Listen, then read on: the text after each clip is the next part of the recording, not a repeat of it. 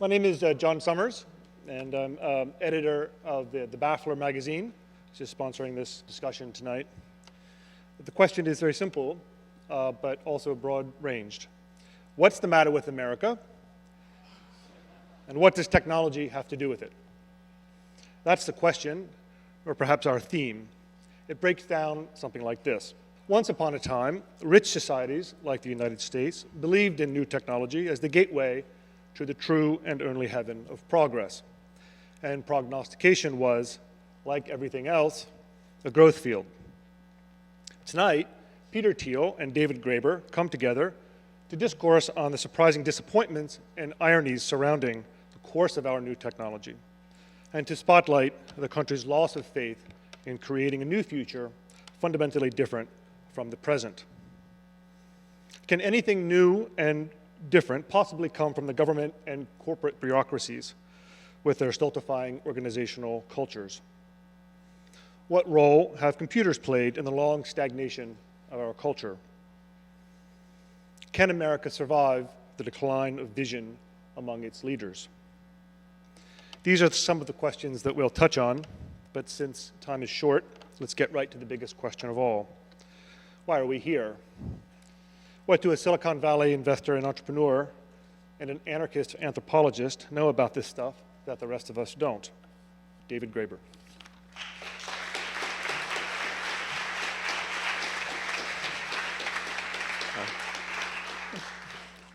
What happened to the second half of the 20th century?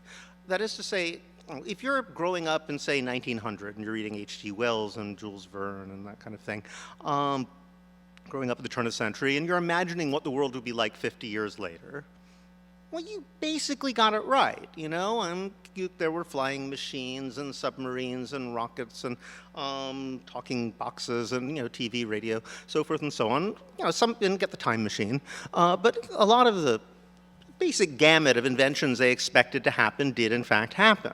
Now, here's me growing up in the 60s, imagining, oh my God, I'm going to be 39 years old when it's the year 2000, sort of imagining what the world is going to be like. And we all kind of knew what was going to happen too. There was a similar list of stuff. And there were going to be anti-gravity sleds and teleportation devices and Mars bases and robot androids that could like do chores for you and immortality drugs. And there's a basic standard list. And I don't think any of us expected we'd get all of that stuff within our own lives. But I don't think it occurred to any of us that we wouldn't get any of them. And the thing that fascinated me is that I know that everybody who grew up then, thought this stuff was going to happen. Well, if you were growing up at that time, it wasn't just fantasy. It was, authoritative voices. You go to the planetarium, you read National Geographic, you watch those TV science shows. Like all your elders who were supposed to know about this stuff were assuring you this is what was going to happen. That we actually believed that these things were going to happen has been wiped away as an embarrassment in our memory. It comes back to haunt us in other forms. So I wanted to break the taboo in a certain way. I remember around 2000, this is another point where this really struck home. I was waiting for all the people to talk about what we expected the world in 2000 was going to be like and how disappointed we were. Nobody said that. Everybody pretended we really were living in this world of unprecedented technological wonder. So, okay, the question for me became why. I don't think I have definitive answers, but as I began researching it, two things really jumped to the fore. And one of them was the degree to which there was a self-conscious change of direction in investment, in research and development. It was a kind of a right-wing, ruling class freak-out, which is taken up more by the right, but I think to some degree by the established left as well. That can be documented. People started saying, oh my God, what's going to happen when robots replace workers? It was a reaction to the unrest of the 60s. There were a lot of people, Alvin Toffler really embodied this in a lot of his publications, Future Shock. But it was brewing for some time before. People saying, all this unrest, imagine what it's going to be like, when the entire working class is replaced by robots, are all going to turn into hippies and dropouts. And it's going to be chaos. In that ferment, there's this idea that technological change is just happening too quickly. All this space age stuff is endangering the social order. That, the degree to which change happens quicker and quicker and quicker.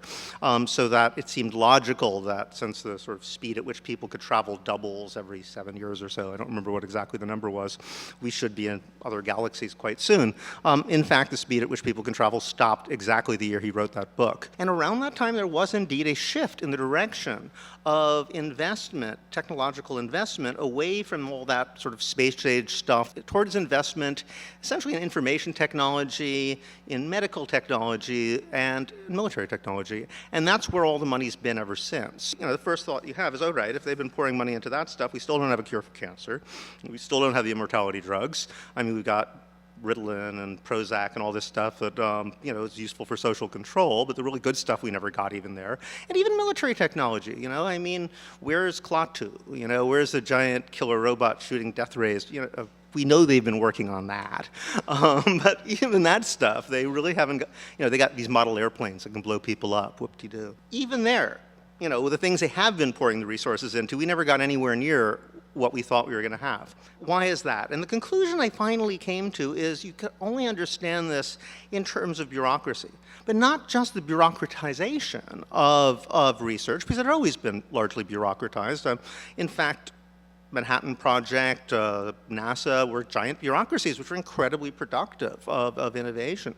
But it was a shift in the nature of bureaucracy that happened in the 70s and has accelerated ever since, which is essentially a corporatization, a certain type of corporatization of bureaucratization of research. It happens in universities, it happens in government, it happens in corporations themselves, which where the whole bureaucratic direction shifts away from an emphasis on production to more an orientation toward finance. Now, the old bureaucracies, I mean, whatever you want to say about them, they were big and stifling in their own ways.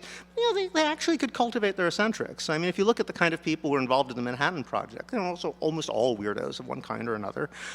Even the people who set up NASA, Jack Parsons, the guy who set up the Jet Propulsion Laboratory, who actually made the rocket engines, was actually a Thelemite follower of a Leicester Crowley, who used to have ceremonial magic orgies in his house. This was in the 50s.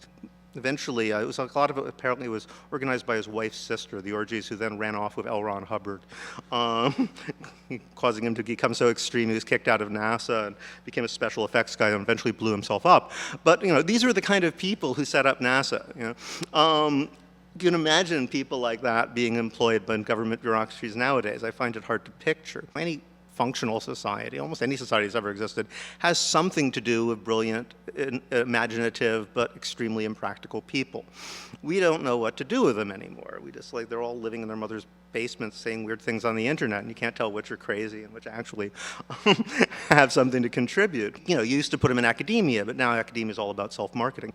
Being in academia, I can see very easily what's happened in my own discipline, where any kind of new thinking is really discouraged. Social theory, basically what we're doing is we're writing these kind of endless annotations on French theory of the 1970s, late 60s or maybe early 80s. I call it the classic rock phenomena. They're still doing the intellectual equivalent of listening to Fleetwood Mac and Led Zeppelin and think they're cool. But this kind of endless recycling is typical of disciplines which really seem to be opposed in principle to radically new paradigms and new thinking. If you want to maximize the possibility, and I'll end with this, of unexpected breakthroughs, it's pretty obvious, what the best policy is. You get a bunch of creative people, you give them the resources they need for a certain amount of time, you maybe let them hang out with each other, but basically you leave them alone. And most of them are going to end up not coming up with anything at all, but a few of them will probably come up with something that'll even surprise themselves. If you want to minimize the possibility of unexpected breakthroughs, take those same people and then tell them they're not going to get any resources at all unless they spend the majority of their time competing with one another to prove to you they already know what they're going to create. Well, that's the system we have, and it's incredibly effective in stifling any possibility of innovation. So I'll leave off at that and see what Peter has to say. Well, there's a disturbing amount I actually agree with David on here. I was careful to wear a suit tonight so that I wouldn't get confused with him, but I'm actually we have a tagline on our website at Founders Fund. They promised us flying cars, and all we got was 140 characters. And it's sort of, and I do think we've had this tale of two tracks in technology in the last 40 years, where there has been very rapid progress in computers, internet, the world of bits, and there's been much more limited progress in the world of atoms, flying cars, transportation, new forms of energy, new medicines, all kinds of other things that would be very transformative for our society. So strong agreement that there's something about technology that has been relatively stagnant for the last 40 years. And, I also actually agree with David, and this is harder to prove, but that there's sort of a sense of contingency that this didn't have to be this way. You know, people say that so the most common explanation that's given is that this was a law of nature. Sort of the easiest things were discovered first, and then it became harder to discover new things. The low-hanging fruit was picked, and I think the truth is more like the fruit was never low-hanging. It was always of intermediate height, and there were various ways in which people reached for it and were able to get it, and somehow that's not happening as much anymore. And so I think things could have been quite different. And when I talk to various people in various tech and science areas, I always do get the sense that a lot more could be done. You know, we declared war on cancer in 1970. We thought we were going to win by the bicentennial by 1976. You know, and I think we could have made way more progress in the 44 years than we have made. You know, 1 out of 3 people at age 85 has dementia, and we're not even thinking of declaring a war on Alzheimer's, which again is sort of an indication of how much lower our expectations for the future have been dialed down. Why did this happen? You know, we could spend all evening debating that, and then we could get a pizza and go in the park and spend a few more months debating it, and I suspect we wouldn't actually figure out why this happened. And I want to suggest that a more important question to ask is really what should be done now. And you know, one of in the brochure, David says, it was an excerpt from his article where he said, you know, we're not going to get cities with domes on Mars until we change the entire economic system. And this is sort of where I think we start to disagree a little bit. I would say in order to get cities with on Mars with domes and to go to Mars, we need to just start working on going to Mars. And so one of my colleagues from PayPal, Elon, in 2002, he thought we should go to Mars. He started talking to various rocket scientists, various engineers about it. He asked, what is it feasible? What would you actually do?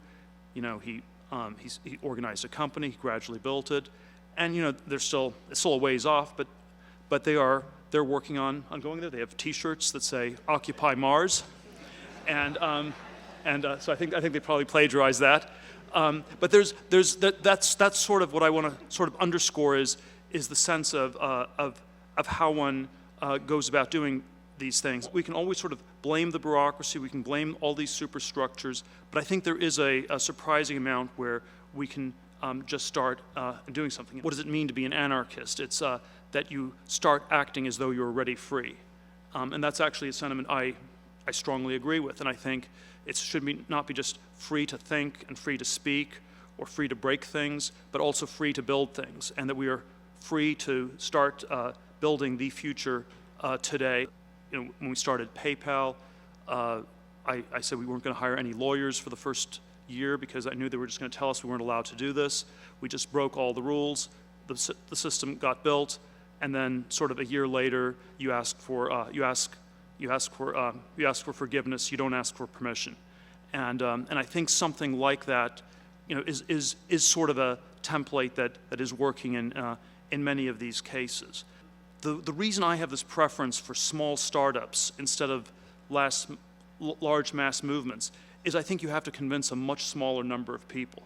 Given that we're in this culture where there's a failure of the imagination, where we no longer, have sort of a common way to talk about a wildly different future, I think the way to get out of it is by convincing a small number of people that the future can look really different. I sort of think that if we say that you should only develop these technologies if they're developed collectively by everybody simultaneously, there is a weird way in which that becomes a reason not to do anything at all. And I think that's sort of the challenge that one has with with these sort of with all these movements that have thought of changing our political system, whether it's Occupy Wall Street or the Tea Party. And I think a lot of the intuitions that things are broken, that we're in an era of stagnation and sclerosis, are right. But there was sort of a sense that we're not going to get to Mars by having endless debates, and I think we will get to Mars by actually working on getting to Mars. And I think there is an urgency to solving these problems. It's not if you take something like climate change seriously, or any of these sorts of issues, we need to be working on energy solutions today, and that's why I'm not willing to wait for some mass movement. I'm going to try to just convince a small number of people so we can get going right now. I'll leave it at that. Thank you.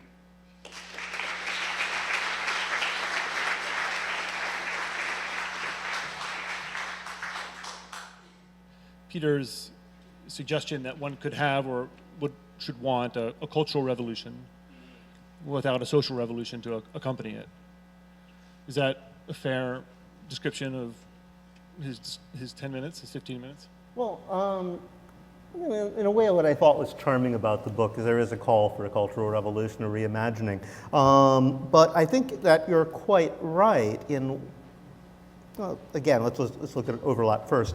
I think you're quite right in saying that you don't need to change people's minds first, that a large, I would go further. I'd say that you change people's minds by doing something. I mean, what we found in our efforts at direct democracy, for example, was that you're not going to be able to convince people that a democratic society would be possible.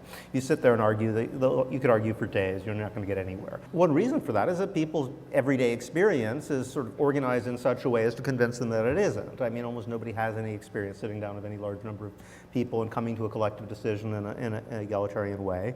And so you have to do it. You just have to bring them into a situation where people do this sort of thing, and suddenly you watch 1,000 people make a decision together without a leadership structure, and it kind of works. And if you have the right process and organization going, and suddenly people say, "Wait a minute, well, I'd always assumed that was impossible. I never really thought about it, but what other impossible things might actually be possible too?" Your analysis in your book about startups being about the right size, about sort of division of labor within them, there's actually a lot of overlap. Anarchists think about affinity groups. You need to have a relatively small group. It's around the same size.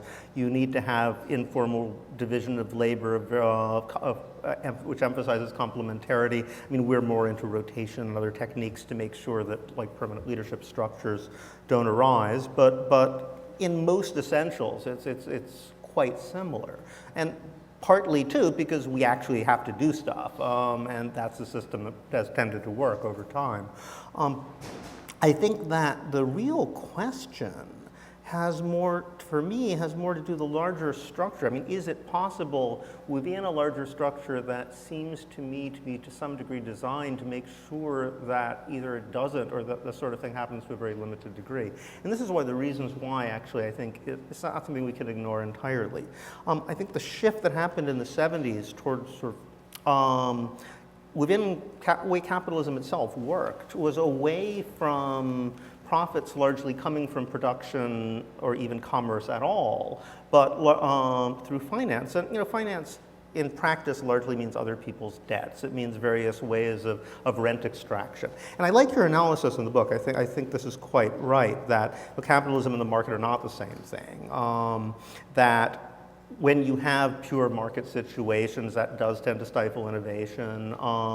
It's not the purely desirable thing that economists say. You can't really have systematic profits under pure competition. I think I agree with that. And that in a situation where you don't have rapid technological advance, that the alternative monopolies will tend to be forms of rent extraction.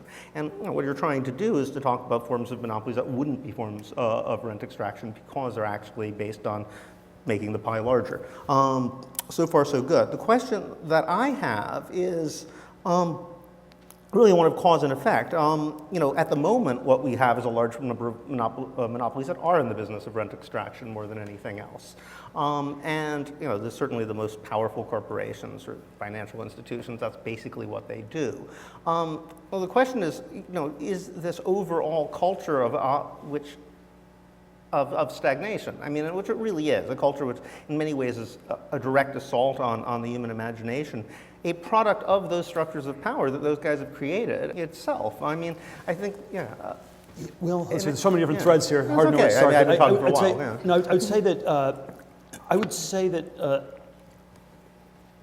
there is I agree that the eccentric university professor is a species that is going extinct fast.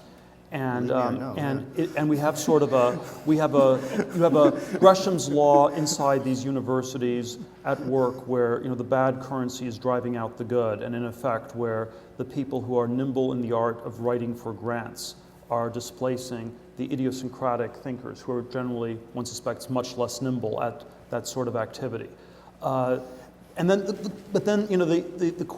yes, there's a screwed up bureaucracy, and then the question is always, where should we be applying our energies? And I've been a big, like yourself, I've been a big critic of the university system. But I used to believe that the right way to do it was, all sorts of lobbying for internal change, or all these different things you should do. And I concluded that it would be much more effective just to encourage talented people to leave. And that was actually the easier thing to do. I spent a lot of time looking at it. It was one of I thought of starting a whole new university and doing everything right. Included I couldn't even do that. I looked at people. The last 100 years, people have generally had a bad history of trying to do this. And so I thought it was actually better just to get people to leave. And I think this is the issue. And I'd say yes, there are problems with all kinds of structures in our society. They probably are causing some problems, but it's not where I want to put the focus of what to change. Yes, some of these structures exist and they slow us down in different ways, but we should just start acting as though we were already free. And I think there are some things you absolutely can't do. You probably can't get a tenured position at Yale. I couldn't get a tenured position at Yale. But there are lots of other things we can do, and instead of sort of beating our head against brick walls, we should try to go down the various paths that are actually still available. Again, speaking from the perspective of anti-authoritarian movements, this is always a big debate. To what degree can you work inside existing institutions? To what degree do you just say to hell with it and create things on the side? Or to what degree do you try to create things on the side, within the nooks and crannies of the existing institutions where they're not looking, because most of us aren't in possession of $1 billion or $2. So you kind of have to do that. The central question is, what are most people going to do? Because, and the reason, and I think most people don't understand this about Occupy Wall Street. I mean, it wasn't like the Tea Party an attempt to work through the political structure. It was exactly the opposite. We made a very determined decision quite early on that we were not going to run candidates. We were not going to enter the political process because it was hopelessly corrupt. I mean, essentially, it's a system of organized bribery and a little more. There's a small percentage of the population that's essentially profiting off this system of extraction, of rent extraction, and they've set up this perfect circular system where they essentially legislate the laws, bribe politicians to put them into place to allow them to extract more rents, and pass off the cut to the politicians. I mean, to some degree, it's all institutionalized. When a large corporation is caught doing fraud, they don't even have to plead guilty. They just sort of sign this agreement saying, okay, sorry, you got us. We're not going to admit fault, but we'll give you money. And the money's always less than they made on the fraud. So basically the government's saying, it's okay as long as we get our cut. Look. I don't think there's that. I don't think there's quite that much intentionality. I mean, I have sort of both a less malign and more dysfunctional view of the system. I think there's no conspiracy. I think I don't think there was a conspiracy to stop scientists from actually working. I think it just sort of... No, but people make actual decisions. I mean, it's a conspiracy implies there's a secret cabal. It's pretty public. They sit around and say, how much are we going to allocate for this? How much are we going to allocate for that? But I think that look, the place where I think we end up disagreeing on some level is I always get the sense that what your solution always is a larger thing that somehow ultimately at the end of the day will require more structure, more bureaucracy of one sort or another. And so we're living in an advanced technological society, and so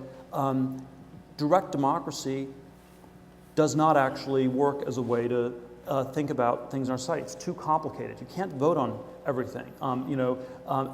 We have a plebiscite system that you have in California is widely seen as not having worked terribly well. Yeah, no, I mean, we're not for that. Yeah. And probably the parts that work the best are actually the parts that are the least democratic. They're sort of there's sort of specific government agencies where people are well trained on like securities law or some esoteric area, and it's not very accountable. It's not very democratic. But that's sort of what you have to do in a complex technological society, and I think that's what's always being underestimated either by Occupy Wall Street or the Tea Party. Okay. Our society is too complex for everyone to get to vote on everything. Right. Well, I mean, we're not actually for everybody plebiscite systems. Plebiscite systems tend to be actually very undemocratic in effect, and there's a reason why dictators, for example, actually love plebiscites. We're talking about very much more complicated, fundamental structural reforms and how things happen, which involve decentralization. This is something that people don't mostly understand. One of the things about anarchist models that makes them so effective is that you decentralize everything you possibly can and put it down to individual initiative. So let me concede that there are things about that I would like politically, but I want to go back to the technology question. Right. Could you do the Manhattan Project? Could you do Apollo? Could you get someone to the moon in a radically decentralized, chaotic system, or do you need coordination and planning? Decentralized. Yes, you do need coordination and planning. Frankly, I don't think that creating very large-scale but fundamentally democratic structures historically is that hard. I think it's really hard to create tiny structures that are democratic. You can get very large structures that work that way and coordinate things. What you don't get so much are egalitarian families, small-scale structures. That's what's actually much, much trickier. I think that there's a lot of things that would have to be organized very, very differently. And I understand also that you want to do some things now. And I want to emphasize here very strongly that I totally agree on that. I mean, if you can come up with an immortality drug, great, go ahead, do it. Dictator of a small company, if I'm doing that. Yeah, I know. I mean, I'm totally rooting for you here.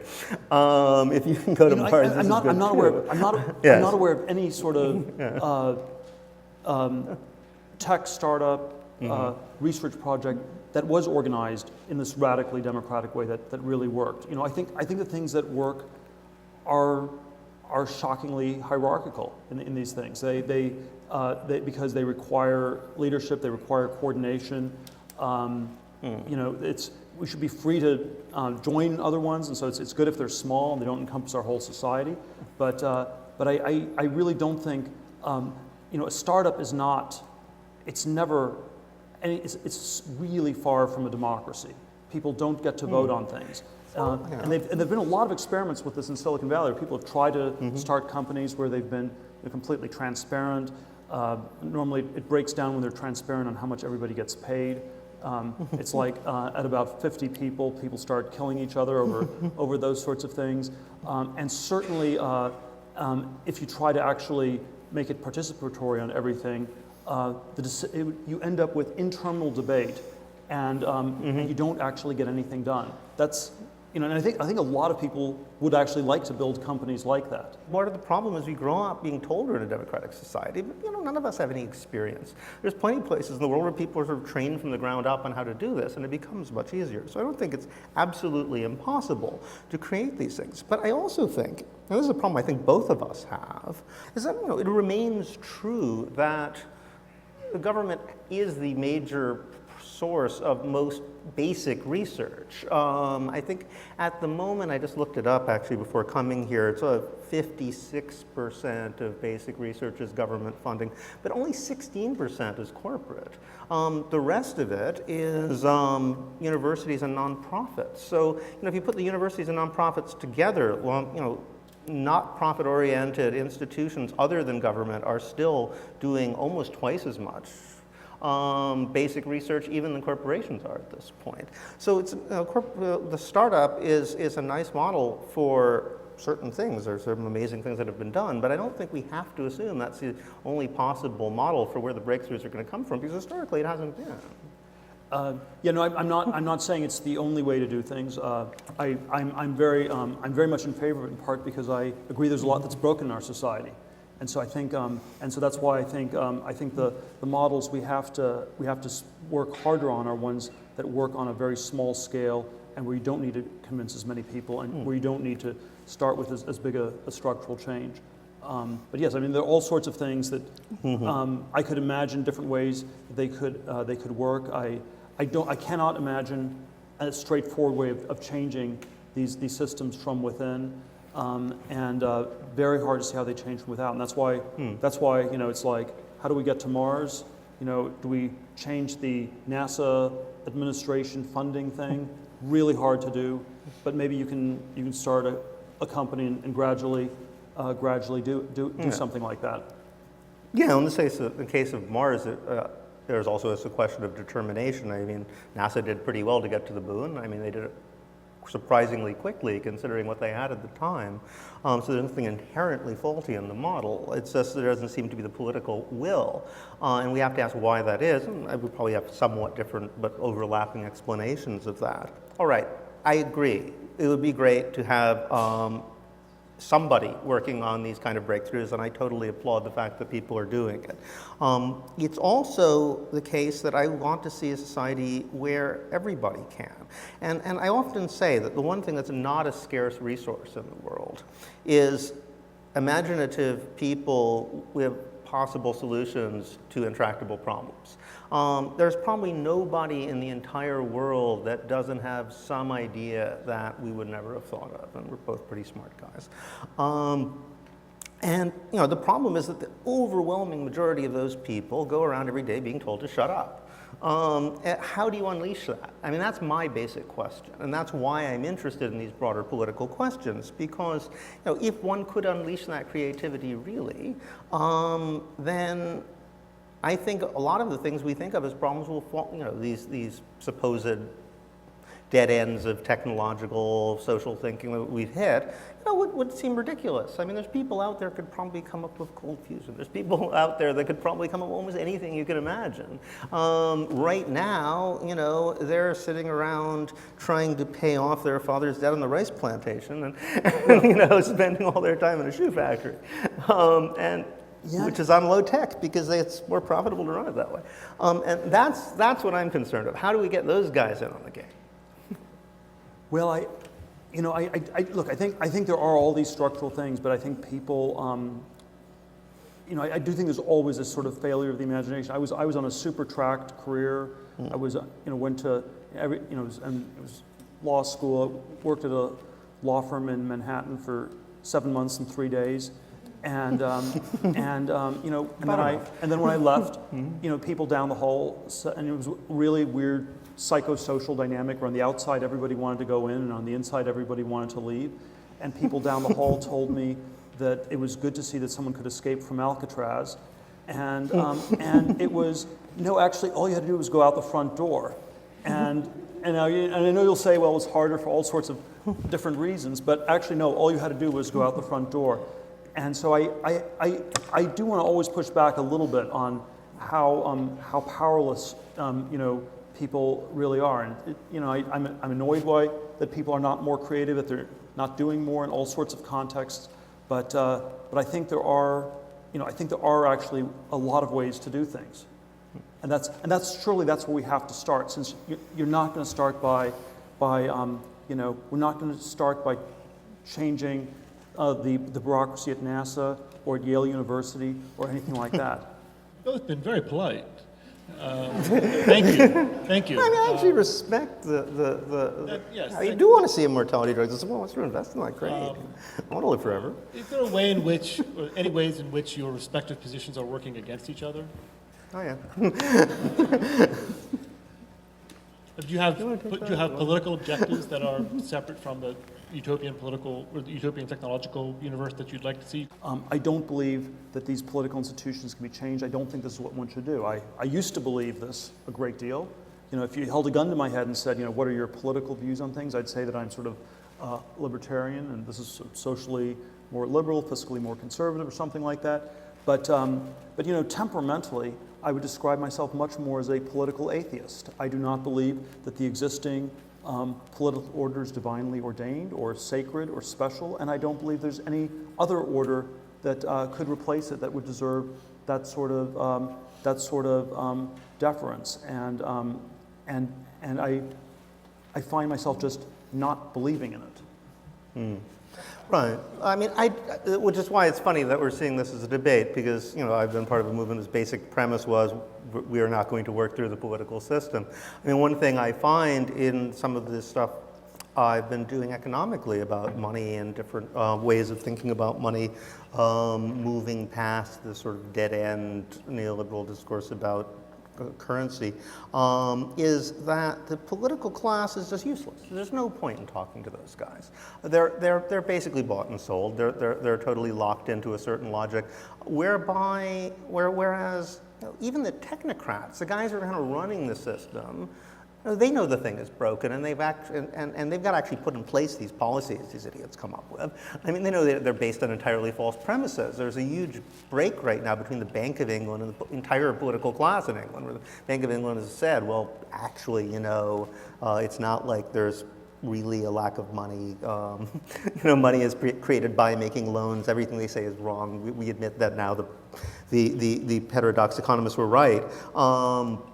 Political class keeps carrying on as if this isn't the case. So yeah, the political system itself is useless. The question I'll disagree with What? the money part here. Yeah. So I feel like you should disagree with something Okay, a little sure, bit. there we go. So, you know, we can have all sorts of debates about distribution or about things like this, but I actually do think that that there is such a thing as an economy, that there is such a thing as scarcity, that there's not enough necessarily to go around, and that therefore you have this very complicated way of allocating things. And even though it is true that we can, in theory, print infinite amounts of money, that's not a way of solving the problem of scarcity. And I think actually by shifting the problem to the level of money, you're making the same kind of shift from atoms to bits that you questioned earlier on, where, you know, think of money as the perfect virtual good,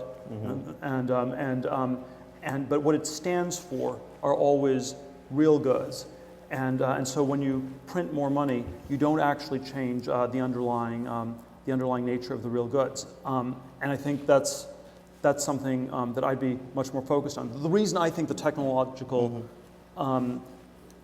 stagnation is a problem is because of this problem of scarcity, and I think we need to, you have 7 billion people in the world, 6 billion people live in emerging market nations, and if they're going to have living standards anything like the ones that people in the developed world enjoy, you need all sorts of new technologies to enable that to happen. And the reality is that we have, we have a certain amount of scarcity. Economics was the science of how to economize, in some ways, and I think in some ways we shouldn't turn it into the science of how not to economize. Oh, I'm not saying that people should just print money. I'm actually saying we should acknowledge how money actually works, which is just not the way the politicians say. This is a long conversation, but I think that what we can say is that there are certain types of economic policy which would unleash popular creativity, which is the other factor, because money isn't just measuring the value of stuff. It's also measuring the value of human actions, and it's also a promise of future creativity.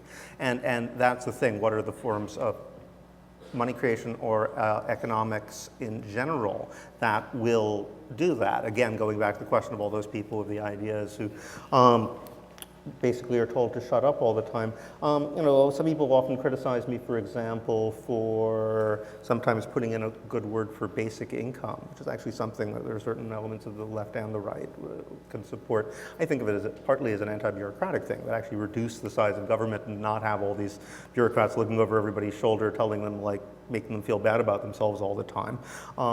If you simply gave people a basic income support, it would mean that you're trusting them to decide how they want to contribute to society. Ironically, a lot of the social welfare policies, which you think of as stifling, were also, actually unleashed creativity in ways that we only know now that they're gone. I live in England. It used to be, since the 60s at least, every 5 years there'd be some amazing new band or musical trend that would just sweep the world coming out of England. And that's all kind of stopped since Tony Blair, really. And I asked people there, well, what happened, And everybody says the same thing. They got rid of the dole. All those guys were on unemployment. And they were squatting too, so they got rid of squatting. It used to be there'd be free housing, and you'd have a base. It wouldn't be much, but you'd have enough money that you could get your friends together with a guitar, and maybe 1 out of 1,000 of them was John Lennon, but that's enough, And now John Lennon is lifting boxes in some department store as welfare conditionality. We're never going to hear the new trend. So I just think that that techniques which just leave it up to people on the broad scale to innovate in their own ways would actually be much more effective in creating the conditions where all these things both of us want to see would happen. And that's why I'm interested in those broader questions, because at the moment, I think the system we have is very much about tying people down. Again, the debt situation, this is not something that just happened. This happened because of very calculated decisions. And you could see it very much, again, in the UK, where they did an tuition reform where they said, okay, let's just raise tuition across the country and give everybody student loans and then we'll be in debt. It was completely self-conscious. This is not just something that just happened somehow. But the point of that is to make sure that people start thinking of education not as a sort of exploring whatever they think might be interested in deciding for themselves where they can put their creativity, but rather, do something which people who want to hire them in the relative immediate future will definitely want now. So look, I think the student debt is a huge problem.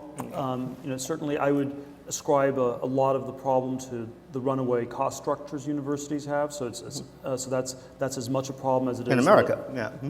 The interest compounding, and I do think I think the intentionality, there's not that much intentionality in the system. It's just there's not enough. In England there was. It was a policy. They just said, okay, let's create student debt.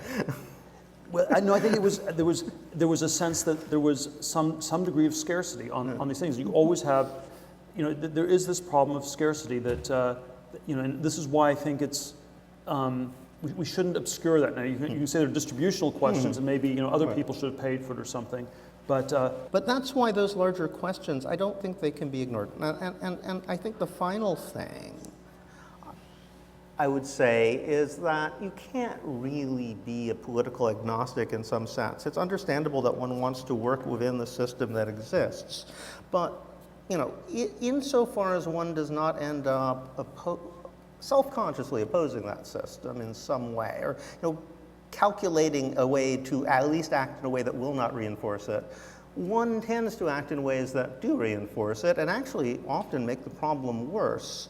What we have, it seems to me, since the 70s, and this has corresponded to this technological stagnation, has been an increasing emphasis on the fusion of government power and financial power in a system of rent extraction. And again, maybe nobody sat down and planned it, although they certainly talk things out with each other at the G8s and so forth. And there is a degree of self-conscious, at least guidance of the direction of the whole thing. But lobbyists are essentially conspiring. That's what they do for a living. They just do it publicly and officially. That has sort of locked in a structure which is inherently inimical to innovation. And one can operate within that, and and it's great that there are pockets of people within the system who are going to try to turn it against itself. But you're essentially pushing against a tide here. Well, it's again, we're sort of cycling on this nonstop, but I always keep coming back to this is not the most constructive thing to be working on. I think the more constructive things are to figure out ways to do new things, and this is why I think even with all the excess hype in Silicon Valley that's a little bit off, even with the ways in which I'd like innovation, not just in bits but also in atoms, and there is some sense in which the financial era is over, that it sort of has hit a wall, and it's going to be this long deflationary period. They got a huge bailout in 08, 09, but the bonuses are slowly getting cut back, and the banks are slowly going to get shrunk and delevered. I think at this point it has shifted to Silicon Valley in a very powerful way, and I think this is actually a very hopeful development, because I think this is. People have actually figured out this is where you can make a difference. This is where you can actually change things. Well, it's an interesting argument. I mean, well, it's a description of what's going on. In terms of the larger numbers, though, I mean, in terms of where the profits are coming from, it's still largely in the financial sector. I would argue, it's you have to think all this. It's always about the future. Where do people think they will come from in the future? Where do people think careers will be made in the future? Where do they think they will have an opportunity to impact the world in the future? And there is a way in which Google has really displaced Goldman Sachs in a and again, you can say you don't like Google or something, but it is there is a way in which we've had this enormous shift to Silicon Valley. There are problems in Silicon Valley. I think we're not doing enough. I'm always of the but I think it is the place that is most about trying to do new things. Certainly, that's true. That is most about trying to create new forms in our society, and so that is a very hopeful trend. Well, I guess the question, I mean, and you wanted something adversarial, so I'll throw this out. I guess the question is got to be, is Silicon Valley actually posing an alternative to that larger structure where you have a fusion of financial and sort of security? No, not really. But I don't think. But I would argue that's again, this is my political atheism, or maybe it's just I'm secretly working on behalf of the regime here, or something like this. But that is. But I think the way that you the thought is we're not going to change the structures. We're not going to change those things, and we will work on these on other things. You have companies like Airbnb, and sort of they're changing some of the urban regulations. Things like this do shift, and the education system is going to probably shift at some point with online courses, and so a lot of these things look like they're too small initially, but I do think they can grow into things that will really change our society. And this is always why as a libertarian I find myself working in technology rather than politics, because in politics I find you have to convince too many people, and I can never convince enough people to agree with me. It's too hard. We'll see about that tonight.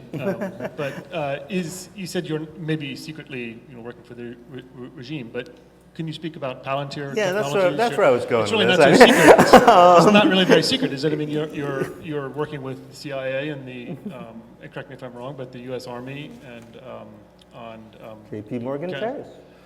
J.P. Morgan, and I mean, your political agnosticism hasn't prevented you from.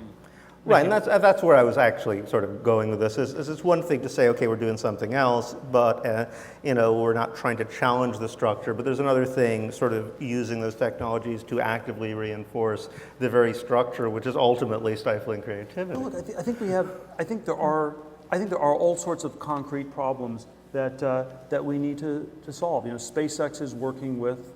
It works with the U.S. military to help get financing to launch satellites, and on the Palantir side, I do think that there is, I do think there were some very big buildings that were blown up here in New York City, and as a libertarian, I don't think we should have had the response we did to those buildings blowing up. But you did, all the mass movements, all the consciousness raising in the world did not stop us from getting the Patriot Act.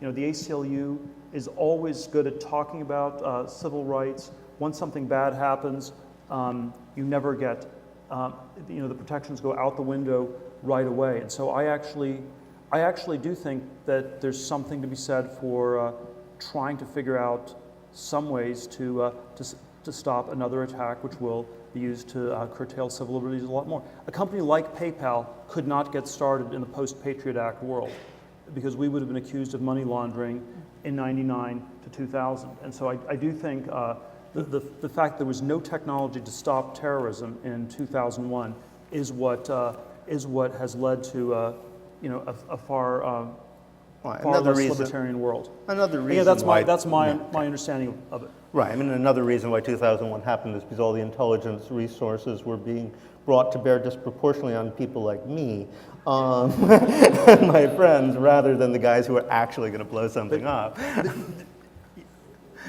Look, if Snowden has revealed anything about the NSA, it is how little technology there is, how incompetent it is. So if you have an intelligence agency where someone is downloading all the files, and it doesn't raise any suspicions whatsoever.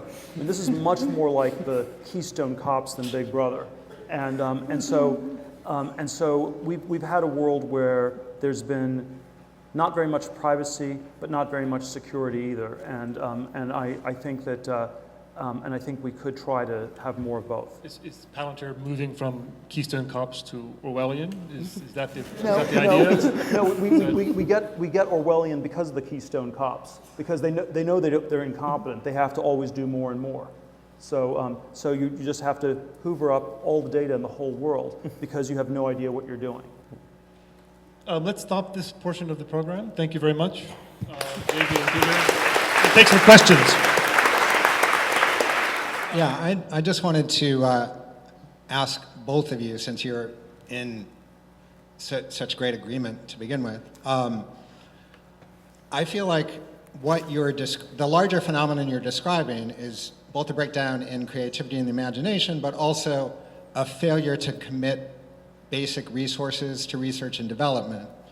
And what you're describing historically actually, I guess for you specifically, David, when you talk about, how all the reveries of the early 20th century gradually came to pass, there's a very specific way that all came to pass, and it has to do with forces that I don't think either of you like, which are government and ideology and the Cold War. These were far and away the drivers for the basic infrastructure of the computer revolution, as you say, military technology, things that, but more than that, things that actually succeed and that we use on a daily basis, like interstate highway system, the GI Bill back when education sort of seemed to work. And all these forces were knitted together by an ideology, and it's an ideology that had lots, in drawing attention to this, I feel like John McCain or Bob Dole or something, like you ingrates, you don't understand the sacrifices that were made. But in fact, there's something to that. You're both, I think, have certain utopian affinities where you think devolve, decentralize, persuade smaller groups of people. But, it's a big economy, it's a big society. To get change that registers meaningfully, there needs to be a shared commitment of resources, and it's hard for me to see from either of your visions how that occurs. I always like the line that the Apollo moon landing was the greatest historical achievement of Soviet communism.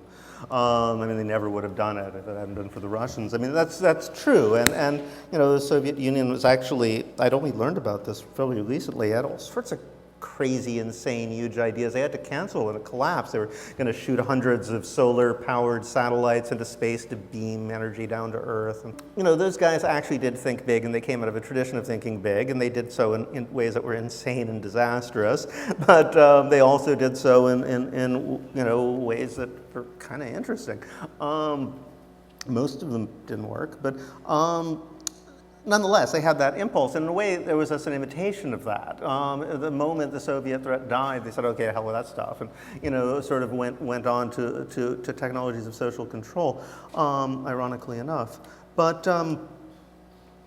nonetheless, I think that the answer to the question is, I am not actually saying that small anarchist affinity groups are the only, you know, organization that could possibly work. I mean, I don't believe in national purpose because I don't really believe in nations. I don't think nation states are a particularly good unit of organization for doing large projects, but I'm not against large projects. I mean, some things like a space program is going to have to be done on a really big scale by a bunch of people who are united by a vision.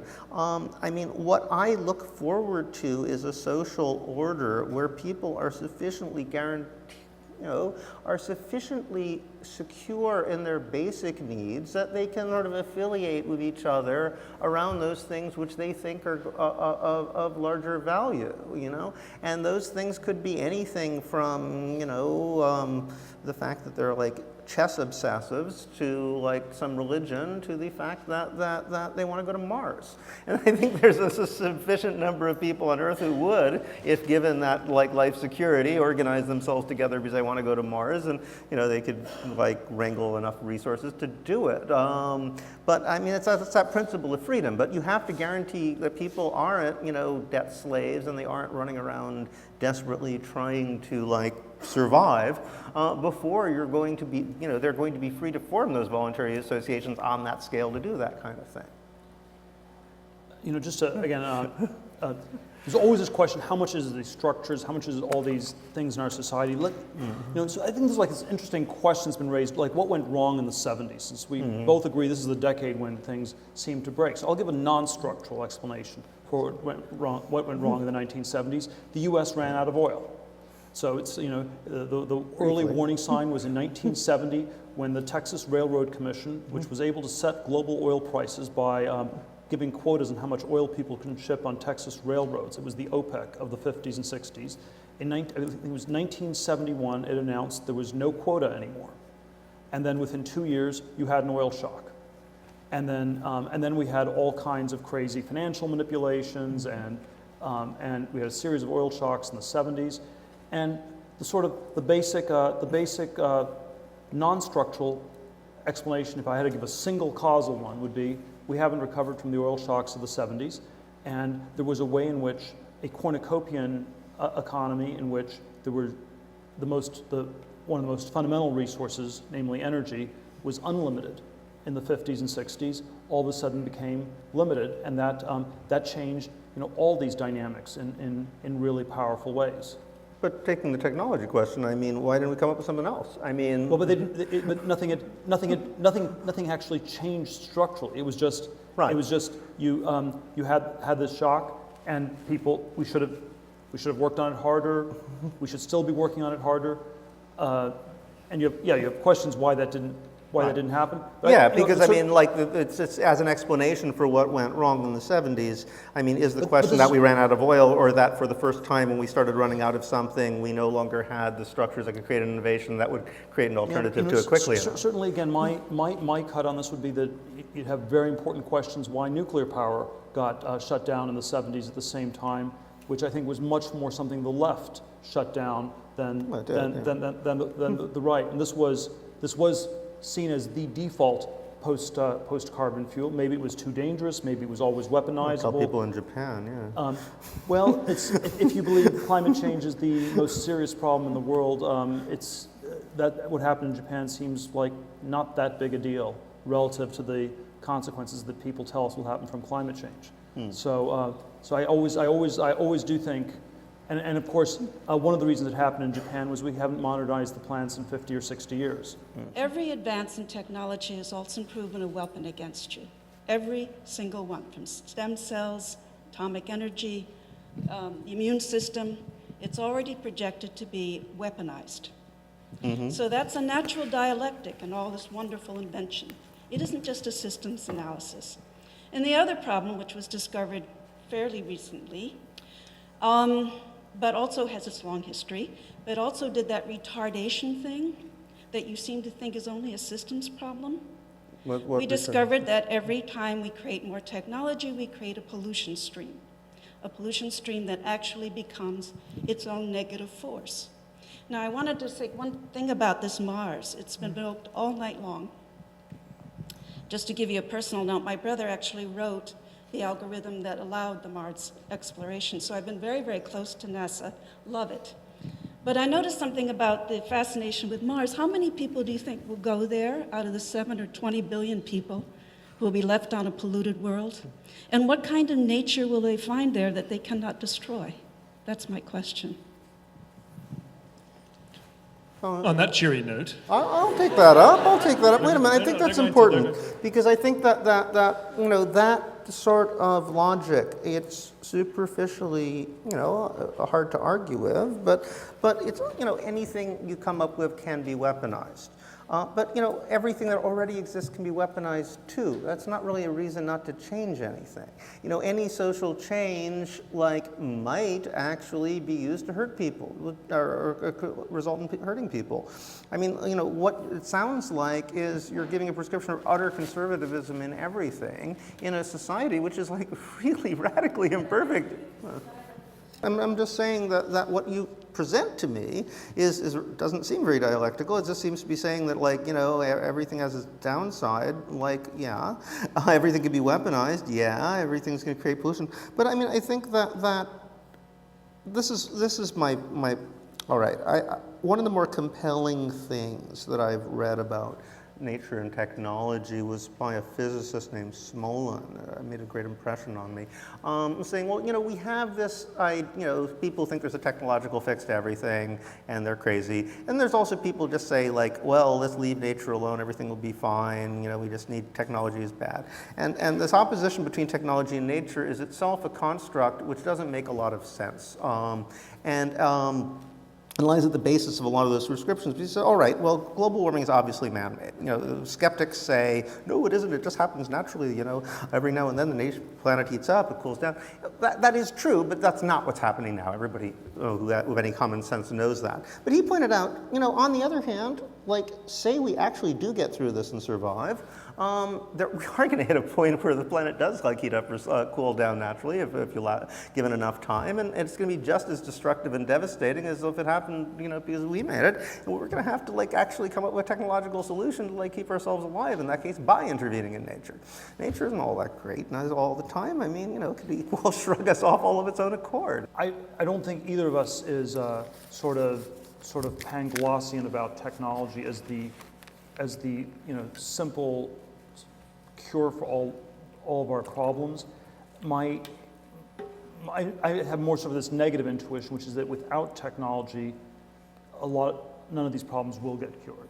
And so, and that's something I have a very strong view on. I'd agree with you strongly on that too. And then there are sort of a lot of things, and then it's still, you have all these questions: is it good? Is it bad technology? Does it get weaponized or not? Or how does it get used? Those are real questions people should need to figure out.